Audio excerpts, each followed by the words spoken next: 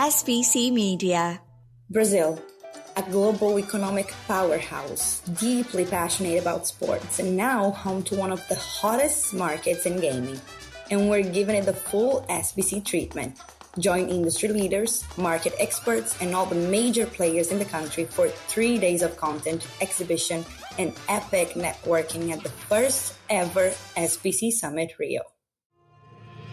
SBC Leaders connects the gambling industry's top-tier operators and associations to share the best ideas, collaborate on solving the biggest issues, and push innovation throughout the betting and gaming industry. If you're an operator and want to join the discussion, visit sbcleaders.com for more information. Hello and welcome to the latest episode of iGaming Daily and the second one at SBC Summit Latinoamerica. We are still in Miami, but yesterday we were joined by Lucia Marino and Fernando Not. But today, I promised we'll have Isadora Marcante on, and she is here. And we do have Jessica Welman as well. I have heard that you were perhaps mimicking me yesterday, and I have yet to hear whether I was I should have checked before I agreed to be on this. Yeah, I did try and mimic your accent. Oh God, I have to listen to this. Do you want me to do it now? Yes, please. Yeah. So you were telling me how to kick an American football because I've never kicked before, and you were like, you gotta get it on your side of your foot and get your leg all the way through. And I think it was actually better yesterday. Why do I sound like Elvis? I think it was actually better yesterday than it was now. How did the American football kicking go? It was terrible. I was so I know I can't throw, but I know how to kick. Yeah. I could not get any height on that football at all. It was much harder than I thought it would be. I've got a video of it. I'll show you on the podcast, but I'm going to publish this for the iGaming Daily LinkedIn as well. It was not a good kick at all. It was dreadful. I kicked it like a soccer ball for the Americans. Oh, you got a little lift on there. It just went way left. Yeah, so if that was a soccer ball, it would have gone really high. It would have been a really good kick because we're taught to kind of get under the ball and lift through it. But with, like you suggested, I think you have to side foot it really and get your leg all the way through. And I didn't do that. And I was going to do it again, but I was so embarrassed after the first attempt. But I did spend a good 20 minutes playing catch with Martin Lichka.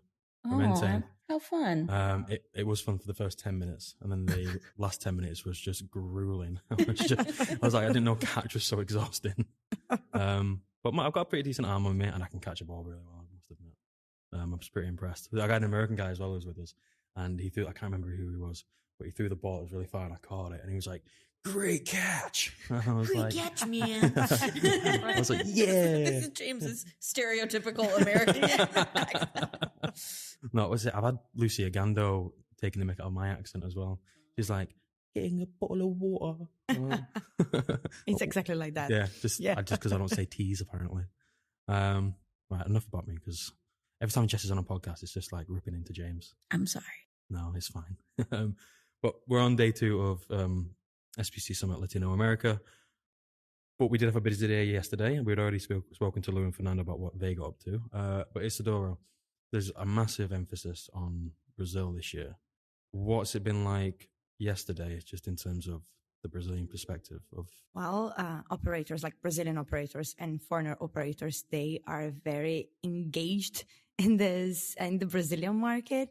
They are very excited to see what's going to happen now with the regulation. They can't wait actually for a proper regulation for a market that is 100% set to welcome everyone who wants to enter the industry in Brazil. And they couldn't stop talking about the Rio event. Actually, they were just like, "Oh, you're SBC. We cannot wait for you next year." Or they used to say "I'm on the waiting list. Can you please talk to someone to see if I can get in without having to wait for that?" So it's really nice to see how people cannot wait for that. They are very interested. Even the ones who don't operate in the Brazilian market, they are waiting for the regulation to come out to see if they can come as well, like the US companies and who operate only in North America or in Europe. They are intending to come. So it was really great to see so many familiar and new faces as well. With the roundtable, the country roundtables too, there was a picture in the group chat that the Brazil table was people just crammed in every inch of this round table. There were about more than 30 people. Yeah, apparently. at a table that was probably designed for 14. But you mentioned again US operators eyeing up the Brazilian market. Jess, you're the editor of Americas. From your perspective, what's the Brazilian market been from a US point of view? I think what's interesting about the people in the US that I hear looking into LatAm is, I'm sure Flutter is and DraftKings are, but you don't hear them, they haven't done it too much yet. Whereas take Rush Street Interactive, which is an operator that in the US, I would say is a pretty solid second tier kind of regional operator, but they've made so many inroads into other parts of Latin America already that it's interesting how when you zoom out a little more, it can feel in the US so much that there are just these two guys and those are the two guys and that's the industry. And it's interesting to see the opportunities where I'm curious in Brazil. I think US operators realize what translates here doesn't necessarily translate to Brazil, and that kind of knowledge is an opportunity to pick up market share that you haven't gotten here. I attended a panel yesterday, kind of in this vein, the fundamentals of brand identity, and Amelia Perez from Rush Street was talking about the impact they made with RushBet and how they've really developed that brand identity. RushBet's actually not the American brand. The American brand is called Bet Rivers. And then I think she was talking about my favorite part is, some marketing tactics just never get old. They have a little kind of audio logo that's RushBet. And she's whenever I tell people where I work, they're oh, RushBet. So it was interesting to hear that point of view. And I don't think it's specific to Latin America, or it'll be specific to Brazil. I think anywhere you go, you can't just port the brand that worked somewhere else in there. You're going to sniff that out immediately and realize that they're not. And I think everybody kind of knows that. But what was interesting discussion in this panel was just how a lot of the solutions to some of this are Robert Kraft from Atlas Sports, who does a lot of affiliate work in the US, gave Better Collective as a great example, that they wanted to come be in a US affiliate. So they acquired Action Network, which was a huge group here.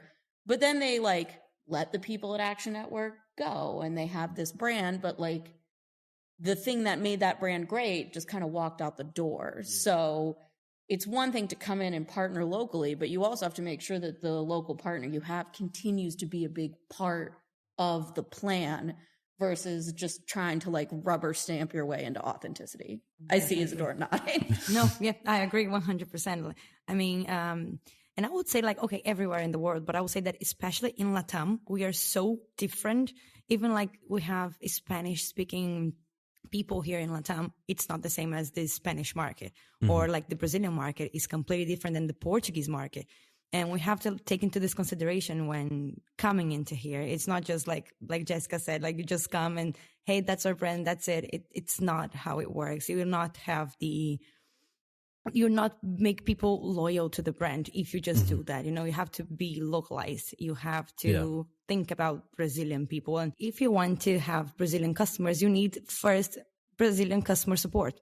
You cannot have an English customer support. Need to have a Brazilian customer support people to help you with that, to build trust and engagement. So I think Brazilian operators and international operators need to think about that before just doing anything else here. And definitely. You said the key word there, localization. It is important. And I think when I joined the company over 3 years ago, the first thing I had to really get into my head was the importance of localization. And certainly in Latin America, because I think initially everyone put Latin America in one big bubble. Well, that's not the case. It's each region has its own unique kind of characteristics. Say the same for the United States. I think it's different to some extent, though. In the United States, we're still the same country, and we still speak the same language.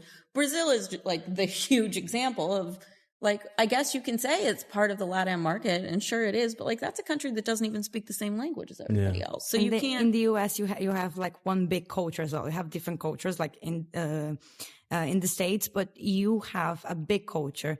In LatAm, we don't have this big culture where every single country shares this. We don't speak the same language. Like Brazil is very different than the rest, and like. I don't know. It's just. Let me ask you one question then, because from an outside perspective, for the Brazilian market, how would you say you were different from other Latin American regions like Chile, Peru, Ecuador, and so forth? What makes Brazil stand out and different, and what should the operators be paying attention to when localizing in that market? I would say, like, first, we don't have the culture of betting in that way, the way that we do. We have the culture of like, okay, we're passionate about sports, especially football.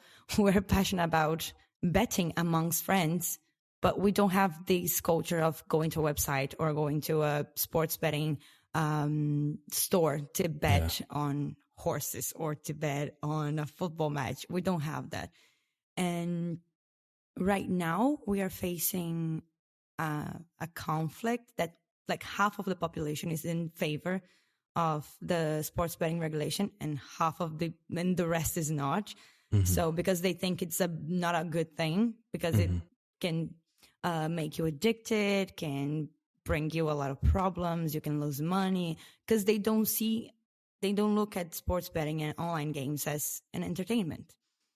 So I think that's the main thing, that we have to change this mentality first, to look at it as an entertainment industry, to be able to deliver a good industry for people. I think that's the main difference among the countries we have in Latin America. This may be an ignorant question. What's like the brick and mortar casino situation in Brazil? Is there a ton of it? Not really. Like land-based casinos, you mean? We have a lot, hidden ones. Oh, it's not like underground. Yeah. Well, because you're voicing kind of, to relate it to my U.S. experience, states like Texas and Georgia and states where there's not casinos like the one we're sitting in here in Florida or the one that you see in Las Vegas.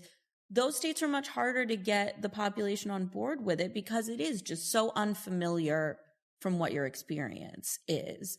And so if in Brazil you don't have an example of like, here's what a regulated casino or a regulated gambling experience looks like and how there are limitations in place, it's just a harder sell, right? Yeah, exactly like that. It's just, we used to have, if I'm not mistaken, until 1964, land-based casinos were legal in Brazil. And then the president at the time just signed a bill like banning every single casino. But online casinos were never banned, so they are not legal, but they are not illegal at the same time. We cannot open one, register a website in Brazil, but if you have operators like Betsson, Betsson is a foreigner, it's a Swedish operator, and they have Brazilian customers. They operate in Brazil, but not directly from Brazil. So that's, I think, the main point here. And we don't have this culture. Like, we don't understand like we talked on the other iGaming Daily podcast with Thiago Gomes, which that'll be out next week. Okay, next teaser. week. Okay, that we only talk about the taxes that we're going to collect from regulating the market, but we don't talk about how many jobs we're going to create when regulating the market, and especially if you legalize and regulate land-based casinos. Imagine how many people can be employed, how many lives can be changed, and how much money and from outside we can bring to Brazil, investment, and we forget about that. We just talk about money, taxes, and we forget everything else that we can get with it. The job thing gets under discussed a lot, that online gambling is, as an industry, it's not going to create a massive amount of jobs in any market that it goes into. I mean, Brazil, I think, is an example where you probably will get, in the thousands, but take a smaller country. If you really have somebody who's like your LatAm regional team, how many people do you really need to hire to have, Chile or Paraguay under control? 4, 5, 10, and going to someone and being like, hey, I can bring 10 whole jobs to your country. Let's do this. Like, it's just a much tougher sell than, that's why we focus so much on like, well, the revenue, the tax money, but people is an important piece of the puzzle. Tax and revenue money is important. Of course, this is important, but that's not the only thing that you can get from a regulated industry. So it's just so much more than that. That is just, I think it's a bit selfish not to look at this. You know, you just look at, okay, it can cause addiction and it's a lot of taxes. No, so let's not regulate it. But if you regulate it, you can help people who suffer from addiction. Actually, if you don't regulate it, how they're going to go ask for help? They don't have a place to go to ask for help. If you have regulated, they will have a place. They can call to someone. What's their kind of player protection kind of standpoint? Because we've seen it with the Ontario market. A lot of their forefront when the planning with the launch of the market was player safety at the forefront of their minds. Is Brazil a similar state at the moment, or... Well, because we have just heard taxes all the time. That's what we all hear. But they are still like, the bill that regulates the market will have portarias that are just like small, let's say like that, like small bills that will regulate each department of the industry. So we'll have a portaria for responsible gambling, a portaria for advertisement, a portaria for how much money do you need to have to come to Brazil and to open an office in Brazil. So player protection, I would say that from what we can see is the main concern that they have, like how we're going to protect Brazilian players from fraud, from money laundering, we're going to protect them from addiction, how we're going to do that. And we don't have anything on that yet. We just, like the Brazil government just published the first portaria that sets the general rules. So you need to have an office in Brazil. You need to have responsible gambling policies. You need to have AML policies. But they didn't say anything about how you're going to do that. Is there any indication when this portaria might come out? No, just watch this space. Apparently, will be like 10 portarias. Okay. For this, for the whole industry, like a Netflix but we series. Don't know when. Like some people, like from the government, say that they want to have everything ready by January. I don't think this will happen. We've seen the pace. Yeah, of the we have the Brazilian recess now in December, so like I don't see this happening in January. Slow and steady wins the race of Brazil. On advertising too, someone was saying this yesterday, and I'm hoping I'm getting this right, that there's an advertising regulatory body for everything in Brazil, right? Yeah. So it's not even, I almost think that would be more beneficial for like responsible gambling messaging, because sometimes when you let, the wolf decide how the hen house is run, we maybe aren't as diligent as we could be. But I would think like an outside federal resource like that will probably have like a lot of prohibitions and limits. Definitely, especially regarding advertisements. We have CONAR in Brazil who will be that will be responsible for regulating the advertisements in the industry. But we have so many parliamentarians against the propaganda, against advertising. So there was an amendment to the bill that regulates the market, asking to ban any kind of advertisement in any type of media. That was rejected by Romário when he published his report on the bill. It's not 100% like, okay, this is going to be like that, but that's his vote. And there's another one prohibiting people, like famous people from promoting gambling, but we don't know if it's going to pass as well. So like propaganda is very related to the player protection, because if you do advertisement, how are you going to protect younger players, like from betting? But when you're going to do that, where, at what time you're going to promote gambling? So they are like, I think also it's because we don't have, people don't really know how the industry works. Yeah. So it's quite hard for them to define the rules for that because they don't know how it works. I think from a UK's perspective as well, the people who aren't in the industry, there is an untold ignorance to looking into it. They don't know kind of the importance that the money generated from the industry actually impacts on the economy itself.